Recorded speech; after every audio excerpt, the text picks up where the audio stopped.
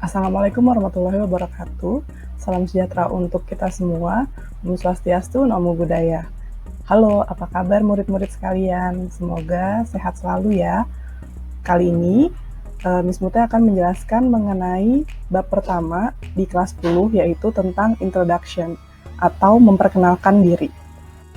Oke, jadi langsung aja. Apa sih yang akan kita bahas di bab 1 ini? Yaitu ada 3 poin. Yang pertama, introduction essentials, terus ada personal pronoun, dan preposition of time and place. Kita mulai dari learning objective atau tujuan pembelajaran. Di situ ada 4 poin. Yang pertama adalah kamu bisa mengidentifikasi social function, structure, sama language feature-nya tentang bagaimana cara mengekspresikan diri untuk memperkenalkan diri sendiri ke orang lain. Kemudian ada juga tentang bagaimana cara penggunaan pronoun, kemudian ada juga penggunaan preposition, dan yang terakhir adalah kamu diharapkan bisa memperkenalkan diri dengan menggunakan bahasa Inggris di depan orang lain atau di depan umum nantinya. Apa sih artinya dari introduction? Nah, kalau dilihat di sini, Miss ambil dari Cambridge Dictionary. What is introduction? It is an occasion when something is put into use or brought to a place for the first time. Jadi kalau misalnya secara harfiah artinya adalah an occasion, kejadian di mana sesuatu digunakan atau dibawa ke suatu tempat untuk yang pertama kalinya, atau dengan kata lain itu kalau di bahasa Indonesia simply itu diperkenalkan ya. Gimana sih caranya untuk memperkenalkan diri? Sesungguhnya secara teori sama aja ya, mau kamu memperkenalkan diri dalam bahasa Indonesia atau bahasa Inggris, tapi tadi kan Miss bilang adalah misalkan ngasih tahu introduction essentials. Nah, karena ini pelajaran bahasa Inggris, jadi ini adalah beberapa expressions atau kata-kata yang kamu bisa gunakan kalau misalnya kamu mau memperkenalkan diri dalam bahasa Inggris. Yang pertama itu pasti ada opening atau pembukaan. Yang kedua itu ada mention your identity and or specific details if necessary. Nyebutin tentang identitas kalian, terus specific detail kalau emang diperlukan. Terus yang ketiga itu ada closing. Nah, di situ ada beberapa contoh yang kamu bisa gunakan. Ini cuma beberapa contoh aja ya. Kalau misalnya in the reality kamu mau pakai expression yang lain dari ini tapi tujuannya sama untuk opening, terus mentioning your identity, terus closing, itu juga nggak masalah gitu ya. Jadi this just few examples that you can use, tapi kalau misalnya mau pakai yang selain ini juga it's okay gitu, as long as konteksnya masih sesuai gitu ya. Yang pertama ada opening, yaitu di sini kita ambil contoh greetings-nya. Contohnya kamu bisa memulai dengan kata sapaan kayak hi, hello, atau good morning, good afternoon, atau good evening. Tergantung waktunya kamu memperkenalkan diri ya. Yang kedua adalah mention your identity and or specific details if necessary. Ini adalah main point-nya dari perkenalan, di mana kamu harus menyebutkan nama atau yang lain-lain tuh kalau perlu, misalnya kayak date of birth, tanggal lahir, kelas, address, alamat, hobi, blood type, itu sebenarnya specific detail sih, dan itu juga kalau diperluin aja. Tapi yang essentials tuh biasanya pasti nyebutin nama sih ya gitu. Kayak di sini ada contohnya, my name is Andy, I was born in Jakarta on September 13, 2005. I live in Jakarta. My hobbies are watching movies and reading comics, and my blood type is AB. Kemudian ada closing. Closing ini contohnya kayak misalnya ya udah, kalau kita udah selesai exchange information about our personal details, kamu bisa tutup percakapannya dengan mengatakan nice to meet you, I'm glad to meet you, atau nice to see you, dan lain-lainnya. Itu ada banyak banget, but it's just a few example that you see here. Oke, itu tentang bagaimana cara memperkenalkan diri ke orang lain. Nah, di sini ada example-nya. Kalau misalnya dibuat runutannya yang kayak tadi ya, kayak yang pertama, exchange names, tukar-tukaran nama gitu ya istilahnya. Kayak misalnya dia ada percakapan, oke, di sini ada contoh how to introduce yourself to other antara John sama Sally. Kayak di situ dibilang, Johnnya bilang, "Hello, my name is John. What's your name?" Terus si Sally-nya jawab, "Hello John, my name is Sally." Nah, di situ kalau misalnya dalam keadaan sesungguhnya, kamu bisa barengin dengan misalnya salaman, handshake, atau mungkin kalau misalnya di negara-negara Asia kayak misalnya Jepang atau Korea, bisa dengan bowing, membungkukkan badan, atau salam yang emang digunakan di daerah tersebut. Kemudian yang berikutnya ada asking questions. Where you come from, Sally?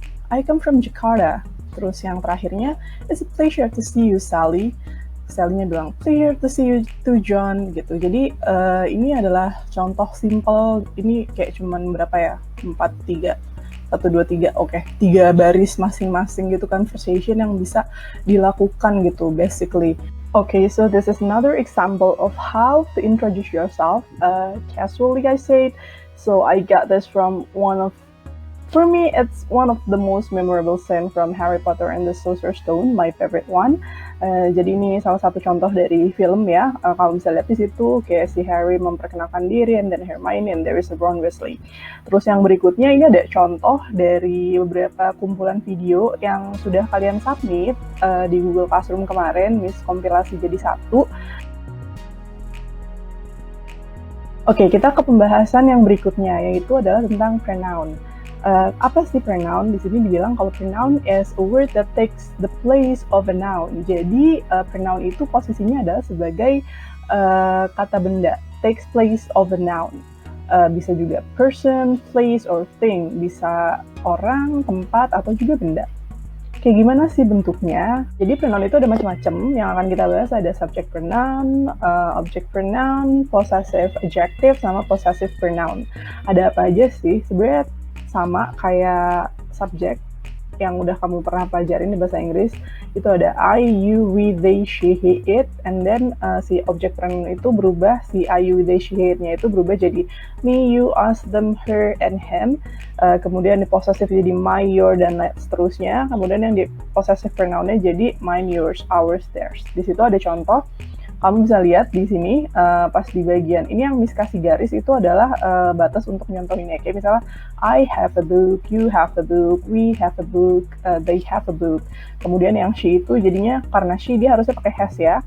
She has a book, he has a book. Terus yang it-nya itu it is a cat.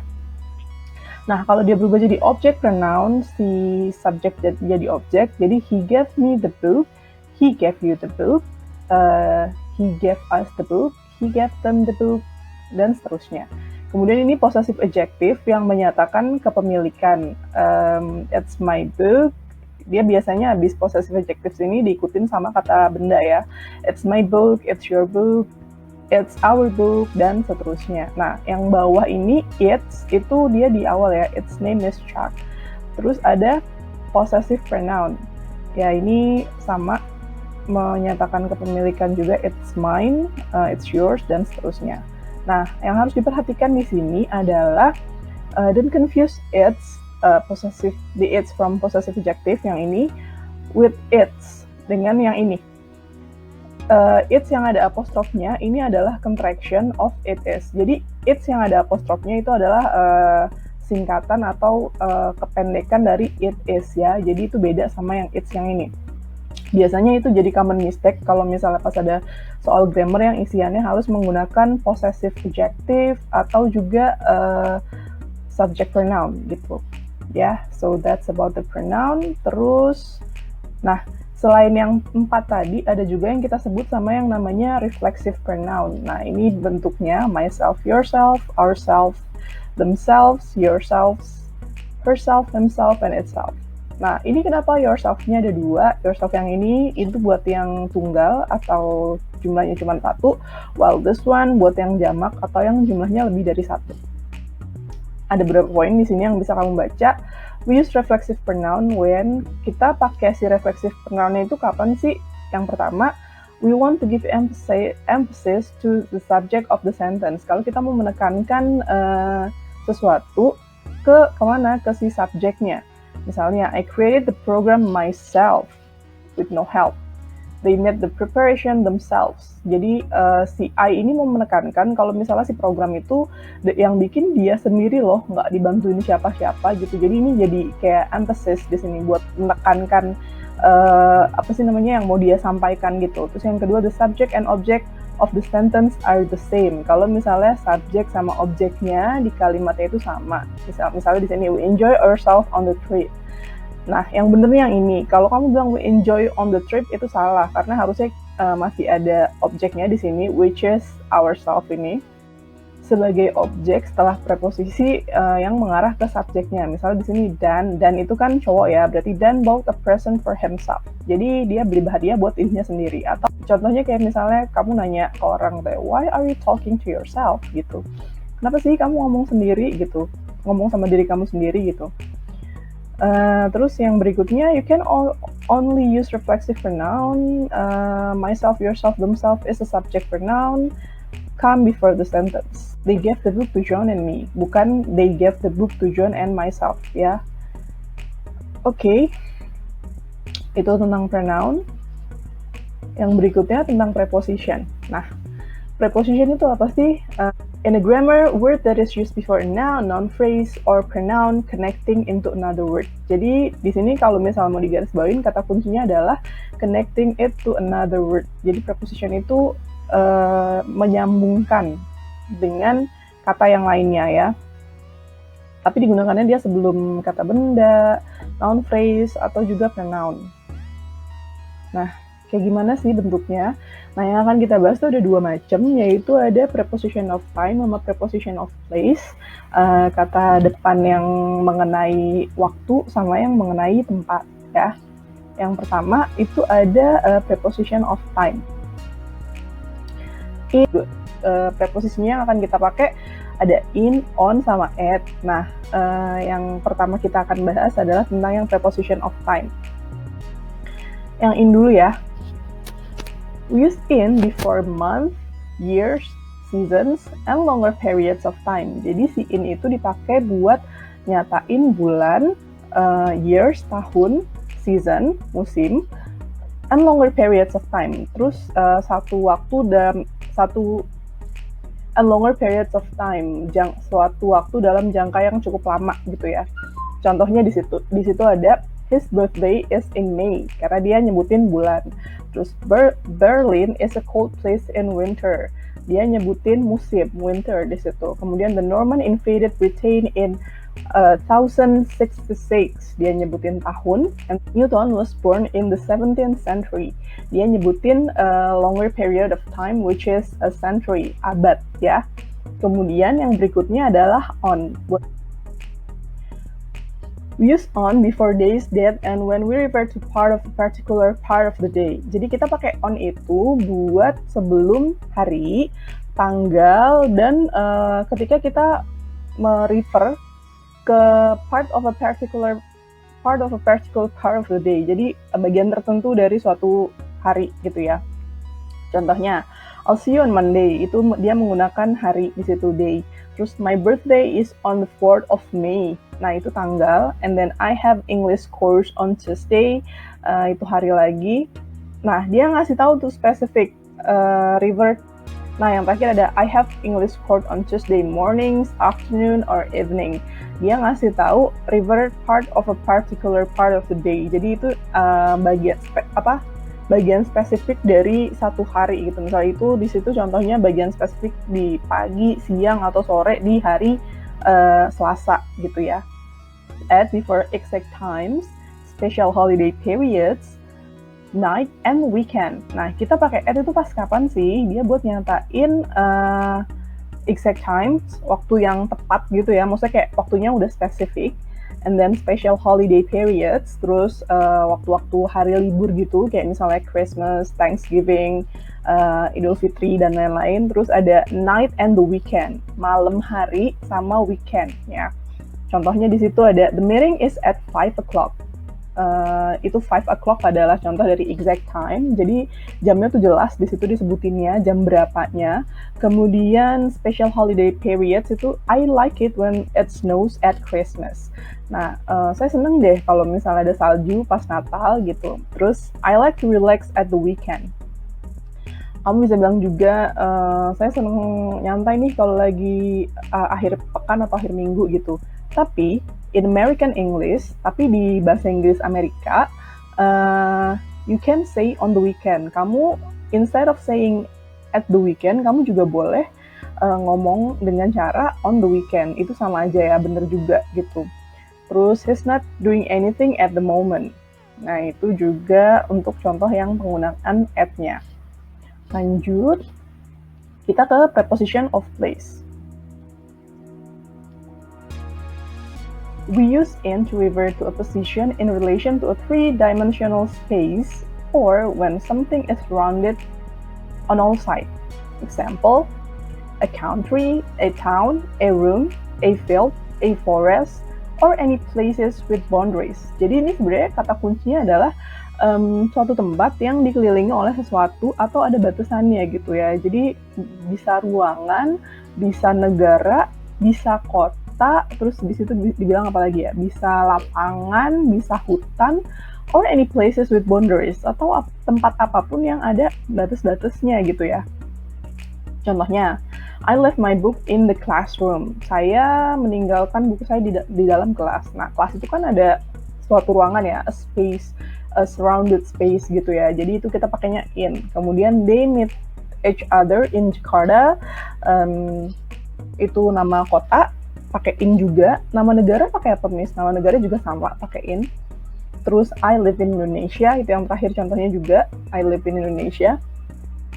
Nah, terus yang berikutnya ada yang on, we use on to refer a position in relation to surface or a line. Jadi ini ada di permukaan gitu. For example, like this is a surface. Anggap aja tangan saya ini surface. Terus kayak something on it itu adalah yang kita pakai on. Misalnya this is my hand, and then I have a mouse over here, and then I put the mouse on my hand. It means that you have to say the mouse is on my hand gitu. Kita pakainya on bukan in. Karena apa? Karena si mouse ini berada di permukaan tangan saya gitu. Jadi kayak ini nyentuh ke permukaan gitu ya. Nah, di sini contohnya ada I left my book on the table, sama the school is located on a very busy road. Nah, ada notes-nya di bawah. We also say on a list. Kita bisa bilang yang bisa pakai on lagi tuh kayak misalnya pas kamu express about list, agenda, page, train, ini kayak di vehicles ya. Train, tram, bus, atau plane. Kamu pakainya on. Kayak kan ada ya, kalau nggak salah tuh judul novel namanya The Girl on the Train gitu ya. Jadi bukan The Girl in the Train or The Girl at the Train, but The Girl on the Train gitu. Sama kayak judul novel ya. Terus yang berikutnya ada at. We use at to refer to a position as a point. Jadi kalau misalnya at itu biasanya yang spesifik, tempatnya tuh ada di mana gitu. For example, he's standing at the bus stop. Terus di situ ada juga there's someone at the door. Nah, ada notes-nya lagi. We do not use the article after at with the nouns like home, school, work, or university, and college. Jadi kalau misalnya kamu mau nyebutin kata bendanya itu seperti yang ada di notes itu tadi, nggak usah pakai the lagi. Jadi langsung kayak at school, at work, at university, at college, atau at home gitu ya. Bukannya at the home, at the school gitu. Tapi langsung aja, habis at langsung noun-nya. Khusus untuk noun yang tadi disebutin di notes di bawah. Satu lagi di sini ada catatannya, the preposition we use can depend on the context. Jadi preposisi yang kita pakai itu bisa tergantung pada apa konteks ya. Di sini yang pertama contohnya, we can be in or at a building. Jadi kita bisa pakai in atau at buat kalau misalnya kita mau expressing the location in a building. Kalau misalnya kita ada di satu lokasi yang dimana di satu gedung gitu ya. In means inside only. Jadi si in itu berarti cuman di dalam ruangan gitu. While at can mean outside or inside. Tapi kalau kamu pakai at, kamu bisa menyatakan kalau misalnya kamu lagi ada di dalam gedungnya itu atau di luar gedungnya itu, tapi masih di sekitar situ. Contohnya ada I'll meet you at the cinema I'll meet you in the cinema. Kalau misalnya kamu bilang in the cinema, berarti di dalam bioskopnya. Tapi kalau kamu bilang at the cinema, ya kamu bisa aja ada di dalam bioskopnya, atau kamu masih ada di luar gedungnya, kayak misalnya di jalan di seberang bioskop gitu. Intinya yang kayak the location is nearby that location that you mention gitu, tapi you can be outside or you can be inside of it gitu. Kemudian yang berikutnya ada sometimes we use at with an area when we mean at this point of a journey. Jadi kayak di satu waktu dalam satu perjalanan. Biasanya kan kalau kamu nyatain kota, di sini kita pakai yang kayak yang teori yang tadi tuh will live in Bandung. Nah, sementara kamu bisa juga bilang kayak I had to change trains at Bandung, karena ini asumsinya adalah kamu harus melakukan serangkaian perjalanan di mana kamu harus berhenti di beberapa stasiun. Nah, salah satunya itu Bandung gitu. Jadi kan itu adalah point on a journey gitu ya. Jadi itu satu titik dari serangkaian perjalanan, that's why kamu pakai at di situ. Kemudian we use in, the sea, river, lake, swimming pool to mean actually in the water. Nah, kalau kamu pakai in terus digabungin sama kata-kata ini, berarti kamu tuh you are literally in it. Kamu benar-benar lagi ada di dalamnya. Anggap aja lagi berenang atau berendam atau apapun itu ya. Terus kalau kamu bilang at the sea, river, lake, atau yang lain-lain tadi, itu maknanya adalah kamu lagi ada di sampingnya atau di deket situ gitu ya. Sebenarnya mirip sih ya yang tadi, kayak we had swim in the river, contohnya di sini berarti kamu lagi berenang di sungai, while the second one we had a picnic at the river. Nah, itu kamu kayak lagi piknik gitu tapi di samping atau di deket sungai gitu. Note that with addresses we say, jadi ini buat alamat, kalau misalnya pakai nomor kamu pakai at, he lives at 14 Brooklyn Road.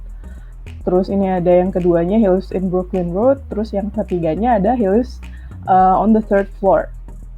Nah, kalau misalnya kamu mau nyebutin alamat kamu pakai nama kotanya doang atau negaranya doang, kamu pakai in aja. Tapi kalau kamu mau nyebutin lengkap, baru kamu pakai at. Terus kalau ini mau ngasih tahu nomor posisi lantainya, pakai on gitu ya. Oke. References that I use to make this presentation. Kamu bisa cek di sini, ada yang sambil online dan dari buku. So for today, thank you for joining today's class, and there will be assignments and I will post that in Google Classroom. Terus kalau misalnya kamu masih ada yang kurang paham dari materi ini atau pengen ditanyain, bisa langsung tanya di kolom komentar di bawah materi ini, atau kalau misalnya mau tanya secara langsung melalui email atau chat di Line atau WhatsApp juga silahkan. And I think that's it for today. Thank you very much. Assalamualaikum warahmatullahi wabarakatuh. Have a nice day, everyone.